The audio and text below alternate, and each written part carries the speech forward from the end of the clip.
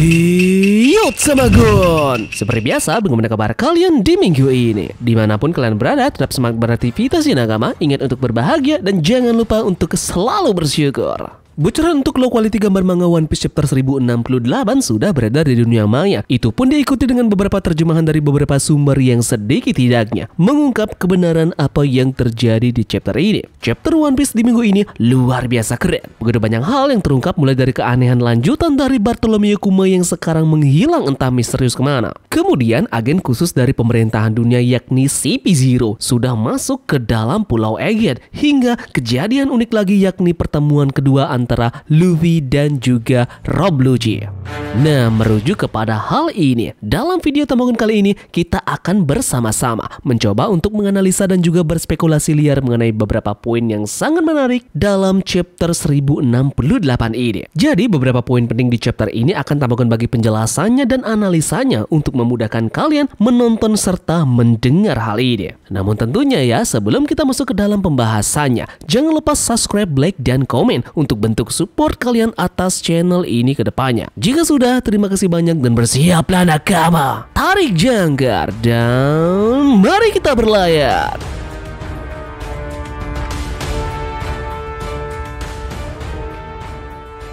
Jadi kita akan masuk langsung ke dalam poin pembahasan kita yang pertama. Poin penting yang menarik untuk dibahas pertama yakni pertemuan kedua antara dua musuh lama, yaitu Monkey D. Luffy dengan Rob Lucci. Apa yang sebenarnya dipikirkan oleh Eiichiro Oda dengan dimunculkannya lagi Rob Lucci? Baik Luffy maupun CP0 tidak akan benar-benar berbahaya untuk menghadapi Luffy saat ini, kecuali seseorang admiral bahkan tingkat yang lebih atas muncul. Luffy tidak akan ikut campur dengan adanya CP0 ini dan fokusnya mungkin pada kru topi jerami yang lainnya untuk mengalahkan CP0. Sebenarnya lebih cocok Jinbe ataupun Chopper yang turun tangan untuk melawan Rob Lucci di sini. Namun bersamaan dengan kejadian Atlas yang sudah dihancurkan oleh Luffy, Luffy tentu saja tidak akan tinggal diam.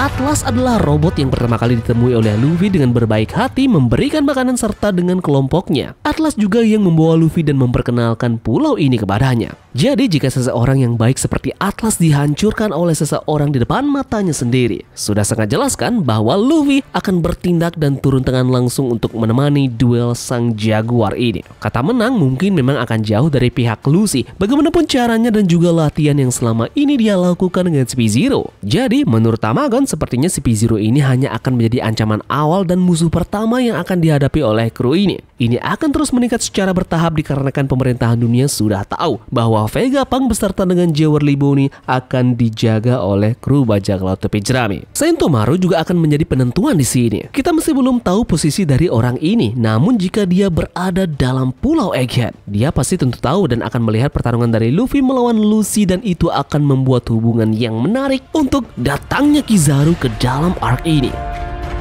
Mengingat Sentomaru adalah bawahan langsung dari Kizaru, terlihat pada saat di Kepulauan Sabaody. Tamagon akan mengajak kalian flashback sejenak dulu ke Sabaody. Di sana para kru bajak laut topi jerami ditargetan oleh pemerintahan dunia karena sang kapten yaitu Luffy menjotos kepala dari naga langit. Itu berlanjut dengan diutusnya Sentomaru dan juga Kizaru beserta dengan Pacifista untuk menghukum dan melenyapkan kru bajak laut topi jerami beserta dengan para supernova. Namun beruntungnya pada waktu itu salah satu Shichibukai yakni Bartolomeo Kuma datang membantu mereka dan sukses untuk membawa mereka kabur. Kuma mementalkan semua kru bajak laut topi jerami ke suatu tempat yang sudah dia rencanakan. Nah, bagaimana hal ini juga akan terjadi dalam Pulau Egghead? Adanya Sentomaru berarti bisa jadi pemerintahan dunia juga akan mengutus elitnya, yaitu salah satu Admiral Kizaru meluncur ke Egghead karena mereka sudah mengetahui Vegapunk dan juga Bony akan segera dibawa kabur oleh kru topi jerami. Bagaimana jika hal yang sama akan terulang kembali, yang dimana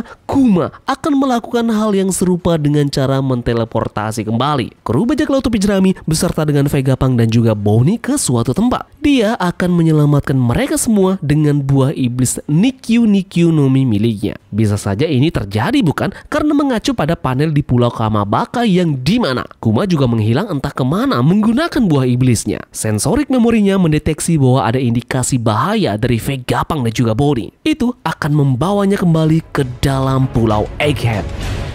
Poin menarik kedua yang menarik dibahas yakni juga mengenai mimpi dari Vegapunk yang ingin memberikan sumber daya energi yang gratis kepada semua orang. Seperti yang kita ketahui, mimpinya ini sangat jelas sama seperti hal yang dilakukan oleh Nikola Tesla di dunia nyata. Dia adalah seorang penemu besar sepanjang sejarah manusia. Banyak sekali penemuan-penemuan yang dia lakukan dan mimpinya persis seperti Vegapunk, yaitu ingin memberikan energi listrik gratis ke seluruh dunia. Menariknya, pada saat Vegapunk mengatakan mimpinya ke Luffy dengan energi gratis, ini mengingatkan Tamagon lagi pada cover story chapter 404, di mana itu adalah cover story dari anggota Baroque World yaitu Miss Golden Week dan kawan-kawan. Terlihat jelas bagaimana cuplikan yang sedikit sama antara gerakan dari Vegapunk dan juga Miss Golden Week. Kedua panel ini terfokus pada langit mereka yang juga hampir mirip. Nah, sekarang kita akan masuk kepada mini teori liar Tamagon yang unik mengenai kedua panel ini. Menarik untuk melihat angka pada baju Luffy yaitu 163. Banyak dari forum luar di Jepang mengaitkan 163 ini dengan makna dari nama Im-sama. Karena jika dieja dalam bahasa Jepang dengan aksen Chinese, 163 ada hubungannya dengan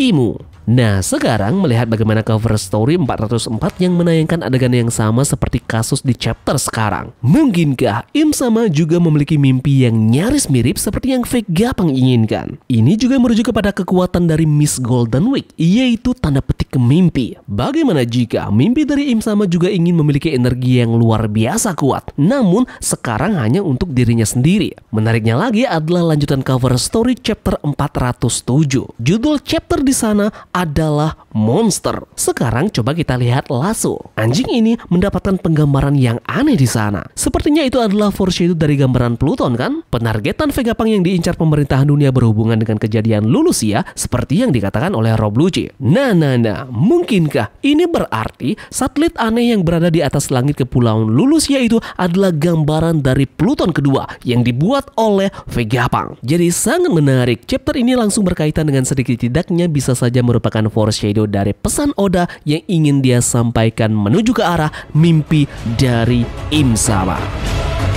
Dalam chapter 1068 juga menjelaskan bagaimana kembali kita lagi-lagi dibuat takjub akan kejeniusan yang dimiliki oleh Dr. Vegapunk. Sekarang tidak hanya cuma buah iblis tipe Zoan yang diproduksi dan dibuat kloningannya seperti buah iblis milik Momonosuke. Kali ini ada buah iblis bertipe Paramecia yang juga sukses menjadi buah iblis buatan selanjutnya dari Vegapunk. Buah iblis Nikyu no Mi milik Bartolomeo Kuma menjadi buah iblis pertama yang kita ketahui diduplikasi oleh Vegapunk. Ini pun menjelaskan bahwa Senor Pink masih hidup sampai saat ini karena kemampuan dari Seraphim Esark juga punya keahlian yang sama seperti Senor Pink. Jadi kemungkinan besar bahwa Vegapunk melakukan duplikasi terhadap buah iblis milik Senor Pink juga. Yup, sekian saja ya menurut analisa Tamagon mengenai chapter 1068 ini. Mungkin dari kalian punya pendapat yang berbeda. Silahkan tulis di kolom komentar, oke? Terima kasih dari kalian yang sudah menonton video ini dan semoga video ini membuat kalian terhibur. Sekian dari Tamagon dan turunkan jangkar. Mari kita berlabuh.